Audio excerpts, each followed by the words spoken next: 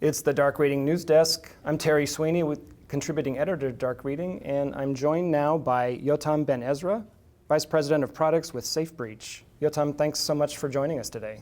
Yeah, thanks for having me. Glad to be here. Breach and attack simulation is this emerging security technology that SafeBreach has pretty much pioneered. Let's start by talking just about how this approach works and what some of the drivers are behind it. Organizations have invested in security technology over the past 10 or 15 years, and today most of them are with a lot of tools in their environment, but still breaches are happening. And the fact is that breaches, most of the breaches, or 99% of the breaches, are related to known attacks where the organization already had the tools in their environment for protecting from those attacks. And the reason for that is mostly misconfiguration of tools. So SafeBreach and breach and attack simulation as a technology helps organizations validate and improve the configuration of their tools to make sure that they are actually protecting them as they expected. So I can already hear the guys in the SOC saying that we already do pen testing. So how is this different from that? Pen testing is great and it's very necessary, but you can only do pen testing once a year or maybe twice a year if you're a very large and security diligent organization. Breach and attack simulation can be done 24/7 on the entire network. So another aspect of that is that pen testing is dependent on the person which is actually performing the test. Breach and attack simulation can be consistent and repeatable and do basically the same test to validate against what you're looking for validation. Yotam, we should also address vulnerability scanning, since that handles a lot of the same challenges that breach attack and simulation was also designed to handle. Yeah, actually, vulnerability management and breach and attack simulation can work together. So vulnerability management will map out the software configuration and the systems configuration in the environment, and breach and attack simulation will focus on the security controls themselves. So together they are complementary and have the complete data of what you should do in order to be secure. Actually, we've just launched an integration with vulnerability management solutions in such that breach and attack simulation helps to prioritize vulnerability patching based on looking at the security controls validation. How do you see breach attack and simulation reducing overall risk for organizations?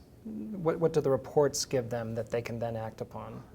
Actually, two perspectives there. One, they can understand how their security posture looks like, generate a baseline out of that, and then start improving upon their configurations and basically reduce the risk in the organization. The important thing is that a good breach and attack simulation solution will not stop at reporting. It will also give you actionable remediation suggestions which are prioritized by the relevant risk to help you actually drive remediation and improvement of the configuration of your tools. And so you end up using your security tools better. Say more about what the reports can give that again is actionable. You mentioned remediation. Are there other pieces to that as well? So yeah, remediation suggestions will be coupled with the data that you need in order to update the security tools configuration. And they will also be coupled with relevant risks that they represent in your network. Okay. Such that when this comes together, the executive level can also have a view of what are the risk indicators which are impacted based on the work that's being done remediating. SafeBreach is also the publisher of the Hacker's Playbook. Congratulations. More than 12,000 attack methods. Is that really an accurate figure? Yeah, it is. Actually, we're over 12,000 already. How does such a thing help security professionals stay ahead of the bad guys? Well, you know, the bad guys never stop. They are, That's for sure. yeah, they keep finding ways to get in. So if you think of an example, there is a new threat in the industry, there is a new WannaCry or an outbreak, and now the executive level wants to understand how the organization is positioned versus that threat. So you must keep up with the threats. So if you have the entire kill chain of that threat in a breach and attack simulation platform, you are able to get a very quick answer in minutes in terms of how the organization is positioned, generate a plan to fix the problems that you may find, and then report back to the executives. So SafeBreach also does regular, ongoing, original research. Talk about why that's necessary. The entire approach of SafeBreach is being proactive about your risks. And so we try also to get ahead, and security research is very important to us, such that we don't only focus on known attacks and things that already happen. We are also focusing on what can be done.